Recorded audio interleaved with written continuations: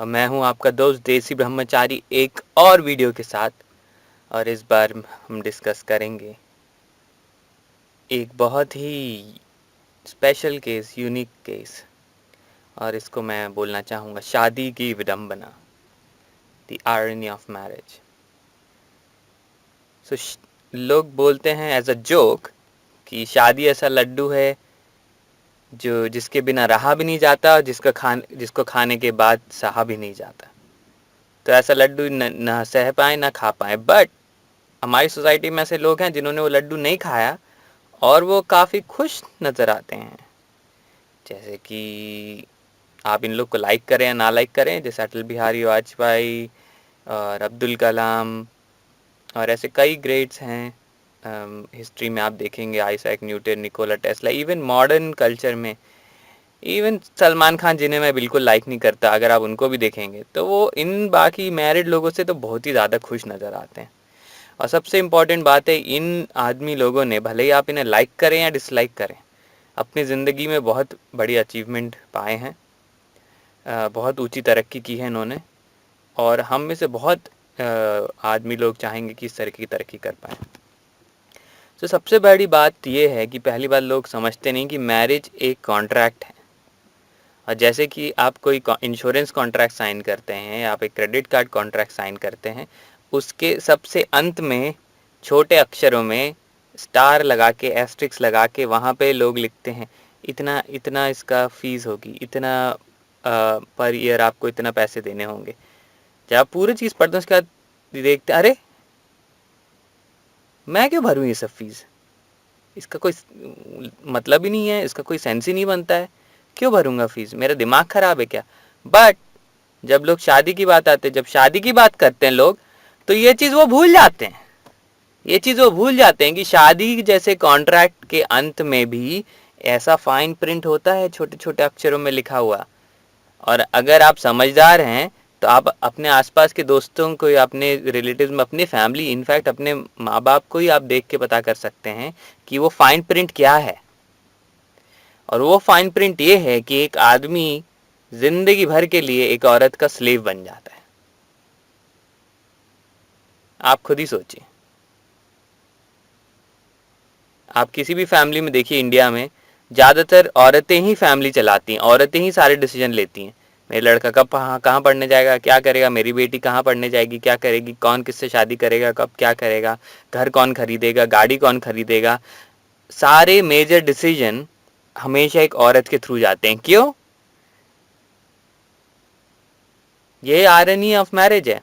The irony of marriage ये है कि जिस फ्रीडम के लिए हम लड़कों ने इतनी मेहनत, लड़ाई करके, हार्डवर्क करके, इतनी पढ़ाई करके, लोगों ने रिस्क लेके बिजनेस सेटअप किए हैं, वो सब कुछ क्षण ऑफ प्लेजर के लिए, ठीक है, कुछ पल के लिए, खुशी के पल के लिए सब सैक्रिफाइस कर देते हैं सिर्फ एक लड़की के लिए।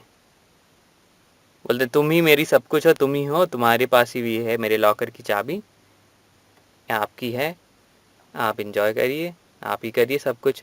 और सबसे बड़ी आयरनी ये है कि जब लड़की आपसे इसलिए शादी करती है फॉर योर रिसोर्सेज। ये सबसे बड़ी रेड पिल थी मेरी लाइफ में डाइजेस्ट करने के लिए। मैं सोचता लड़कियां फिर भी प्यार करती होंगी प्यार, बट उनका प्यार सेम प्यार नहीं होता। उनका प्यार रिसोर्स बेस्ड है। अगर उन्हें लगता है कि आपके पास रिसोर्सेज हैं, आपके पास पैसा है, आपके पास स्टेटस है, आपके पास सक्सेस है, आपके पास अगर गुड लुक्स हैं, यंग एज में लड़कियां गुड लुक्स सोचती हैं, जैसे जैसे एज में बढ़ती है उनके लिए लुक्स इतने इंपॉर्टेंट नहीं रहते। बट ये सब चीज़ों के लिए, ये पावर, इस रिसोर्सेज, ये स्टेटस, ये पैसा के लिए ही लड़की आपसे शादी करती है। और जब आप शादी कर लेते हैं तो ये प्यार, स्टेटस, पैसा, ये सब कुछ लड़की को मिल जाता है। अगर आप कोई बहुत बड़ी सेलिब्रिटी हैं तो लड़की आपके साथ, उसका नाम ज्वाइन हो जाता है, वो भी फेमस हो जाती है। ठीक है, जब कटरीना कैफ आई थी बॉलीवुड में, कोई इसको जानता नहीं, सब लोग यही जानते कि तो सलमान खान की गर्लफ्रेंड है या सलमान खान इसके साथ मज़े कर रहे हैं, यही जानते थे। लेकिन आज की डेट में देखिए, कटरीना कैफ करोड़पति है, पता नहीं कितने पैसे हैं उसके पास, बहुत सारे पैसे हैं। तो सबसे बड़ी आयरनी यही है कि जिस चीज़ के लिए लड़कियां शादी करती हैं लड़कों से, रिसोर्सेज, पैसा, पावर, और जिस चीज़ के लिए वो अट्रैक्ट होती हैं लड़कों की तरफ, रिसोर्सेज, पैसा, पावर, ये सब चीज़ों के लिए, जब वो शादी कर लेती हैं और उनको ये सारा रिसोर्सेज, पैसा, पावर सब कुछ मिल जाता है, वो एक आदमी के लिए सारी रिस्पेक्ट, उसकी तरफ सारा प्यार, उसकी तरफ कोई अट्रैक्शन है, अगर उसकी तरफ कुछ किसी तरफ का लगाव या प्यार था, सब भूल जाती हैं। इंस्टेंटली नहीं, एकदम से नहीं, बट बिल्कुल कुछ समय में वो ये सब भूल जाती हैं। और क्या होता है, धीरे धीरे वो उनका अट्रैक्शन खत्म होने लगता है। वो आपके साथ इंटीमेट नहीं होना चाहती, वो आपके साथ सेक्स नहीं करना चाहती, वो आपको बोलती हैं कि तुम ऐसा करो, तुम वैसा करो, तुम दिन भर घर में क्यों रहते, तुम मेरे पीछे पीछे क्यों घूमते रहते, तुम मेरा फ़ोन बार बार क्यों चेक करते हो। अरे भाई, जब हमने शादी की थी तो हमने तो यही सोचा था हम साथ रहेंगे, एक दूसरे के साथ एक चीज़ में देखेंगे, और जिस चीज़ के लिए आपने सोचा था, आपने शादी की, हर चीज़ शेयर करने के लिए, डिपेंड करने के लिए, सुख दर्द बांटने के लिए, जिस चीज़ के लिए आपने शादी की, आप देखेंगे कि वही सब चीज़ें अगर आप करेंगे अपनी वाइफ के साथ, आपकी वाइफ इरिटेट हो जाएगी। और मैं अपने दोस्तों में, अपनी फैमिली में, अपने माँ बाप सब में देखता था, जितना ज़्यादा लड़के पैंडर करेंगे लड़कियों को, जितना उनको बहुत ज़्यादा अटेंशन देंगे, ध्यान देंगे, ज़्यादा पैसा देंगे, ज़्यादा दिखाएंगे कि वो प्यार करते हैं, उतना ही लड़कियाँ उनसे चिढ़ती हैं, बोलती हैं कि तुम तो बस बॉलीवुड हीरो की तरह एक्टिंग कर रहे हो, तुम तो एक प्यार में पागल हो गए हो, और वो पीछे पीछे आपका मजाक उड़ाएंगी, हंसेंगी। और सबसे बड़ी बात है कि अंदर ही अंदर वो इन सब से चिढ़ने लगेंगी। तो यही सबसे बड़ी आयरनी है, सबसे बड़ी विडंबना है शादी की, कि शादी से पहले जिस कारणवश लड़की आपसे शादी कर रही थी, शादी के बाद लड़की उसी कारण, उसी चीज़ की वजह से आपसे दूर रहना चाहेंगी। ठीक है। और अगर आप गलती से यूनाइटेड स्टेट्स या ऑस्ट्रेलिया में अगर आपने शादी की होती, आप देखेंगे कि वहाँ पे इंडियन कपल्स का भी डिवोर्स होता है, एशियन कपल्स का भी डिवोर्स होता है, चाहे आप थाईलैंड, वियतनाम, जापान, कहीं किसी भी कंट्री के हों। ऑस्ट्रेलिया, यूनाइटेड स्टेट्स, सारी यूरोपियन कंट्री में डिवोर्सेज इतने हाई क्यों हैं? क्योंकि वहाँ पे लड़कियों को पता है अगर वो डिवोर्स कर लेगी, उसके बाद भी गवर्नमेंट उनके साइड में है, और गवर्नमेंट ये पूरी कोशिश करेगी कि वो पैसा लड़के से हटा के लड़की को दे, जिसको चाइल्ड सपोर्ट और एलिमनी बोलते हैं।